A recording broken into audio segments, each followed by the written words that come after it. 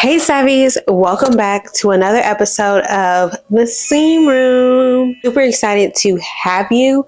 In this episode, we will be designing my birthday dress. And I have designed my birthday dress before, but it's been a minute. Let's just say that. So if you want to know how I created this, then definitely keep on watching. And if you are new to the crew, don't forget to like, comment, and subscribe to the channel if you haven't already.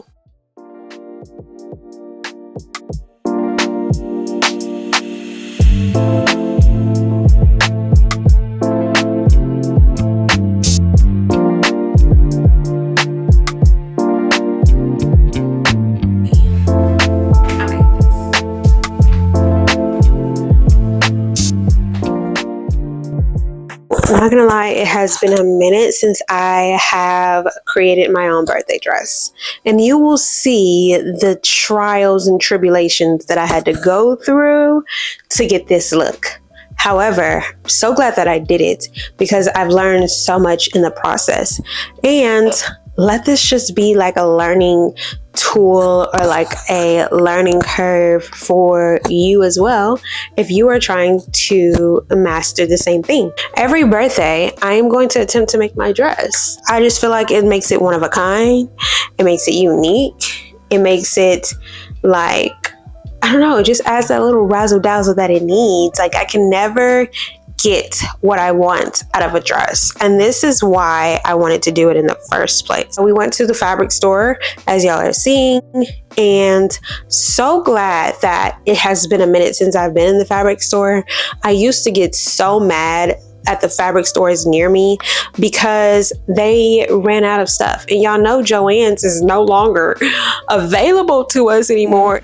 Where is that at? Because they don't have a Joann's no more. Is this what I need? For me to do this one by one is crazy. I need it to be like, I need it to come like this. Right. I just took a picture of it and said, That's like find yarn. this and Chartreuse green.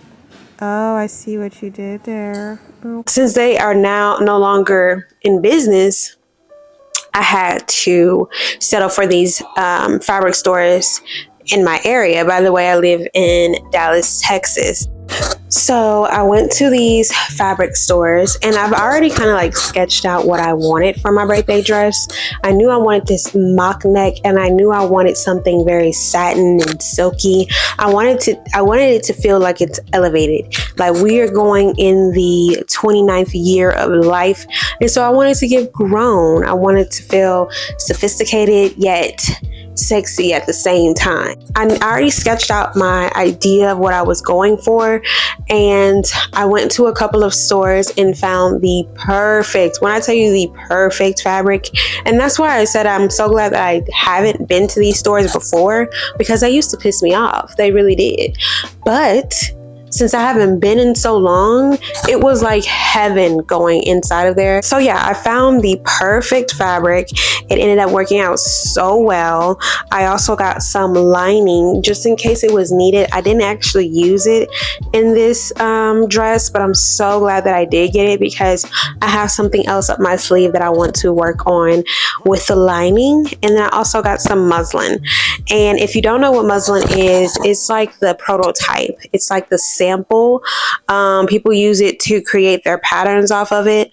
So yeah, that's what I did. I created a sample of it at first, and then we went to the real deal Holyfield. This whole process was trial and error for me. Let's just say that.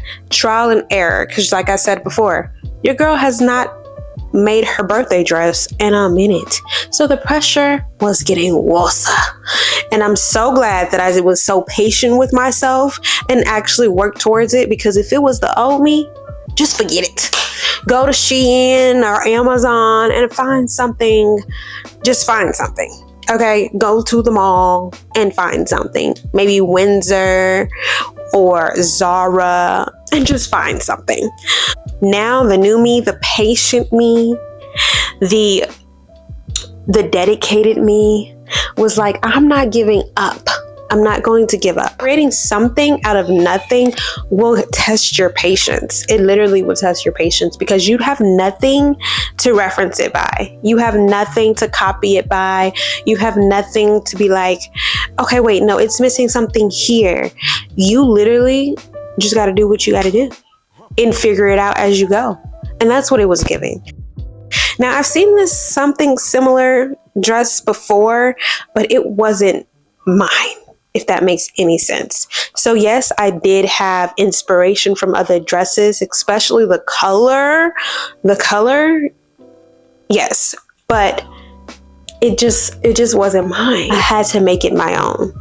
So we kept going to the drawing board over and over and over again until we actually figured out what was the cause of it. Y'all, it was the hips.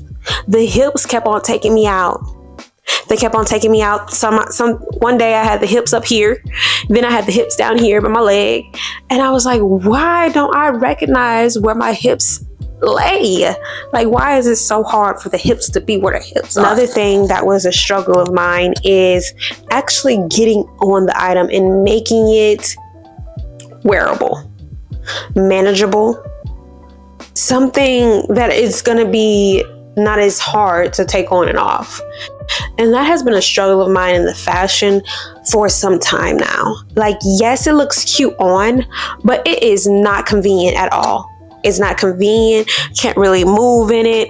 It is not sustainable. It's not manageable. It's not wearable. I'm trying to think of the word that I'm looking for. I know how to make cute clothes. Cute clothes, top tier, top to bottom. It looks amazing. However, making it manageable and wearable is something that I struggle with. And yes, I could have just put a zipper and made it easier there. Or yes, I could have figured out how to sew it, because I know that sewing certain fabrics, especially that has stretch, the way that you sew it makes the stretch. If you sew it on the opposite bias line, I think that's what it's called, bias line, then it's going to lose its stretch. I know that. But do I do that? No. With that being said, that was another struggle of mine that I was facing during this process. I really believe that is all that I struggled with creating the dress. The fabric was not at all hard to find. It actually landed in my lap, and I'm so grateful for it. I did put like these buttons, these green metallic-y buttons all over the dress and like different patches of the dress, and I wanted to go all over it, but that was time consuming. It definitely took me some time to place those buttons on the dress, and I actually did it the day of my birthday dinner, and that was me procrastinating and waiting to the last minute, but it ended up working out, and it worked out. Everything else was kind of just amazing. Like, everything else ended up being the best work that I've ever done, quite honest. And I'm super grateful and super blessed that I have the skills to actually pull that off, and gave myself enough time to do it, because it turned out amazing. I got so many compliments and I loved every part of it. So yeah. Guys, which button should I do? Should I do a pop of pink here? Pop of pink? Or should I do a little silver? What about that? What do you guys think? Silver? Or should I go 2 white buttons? What does that look? How does that look? Let me take it off of here so you can really see it. Like, what does that give? Or should I just do snaps and just hide? It'll just look like this. Like, you really won't be able to see it because it'll be snaps. These are the buttons that I will be putting all over the dress to give it like something else. So I don't know, does this like go with this? I think the white button looks better. Maybe if I just do 1 white button.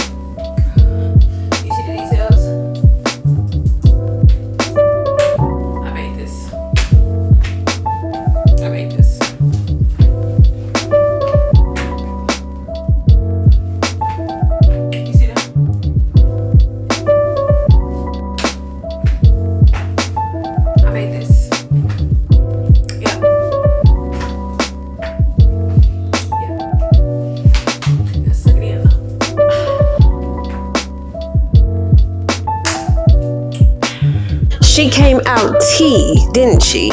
Yeah, I did that. That is what I did, and very proud of myself. Thank you, thank you, thank you, thank you. If you want to create something like it for your birthday, definitely. And I don't know if it even showed what really went down. I hope you took some tips and tricks from it. I hope you even if you are able to coach me in some things, definitely comment down below. I am here for it, okay? I want to get better and better. I did it, and I'm very proud of myself, and it came out really cute. So if you liked it, definitely give this video a big thumbs up. Don't forget to like, comment, and subscribe to the channel if you haven't already, so you can see more of my beautiful face. And I will see you in the next video. Peace out, Girl Scout.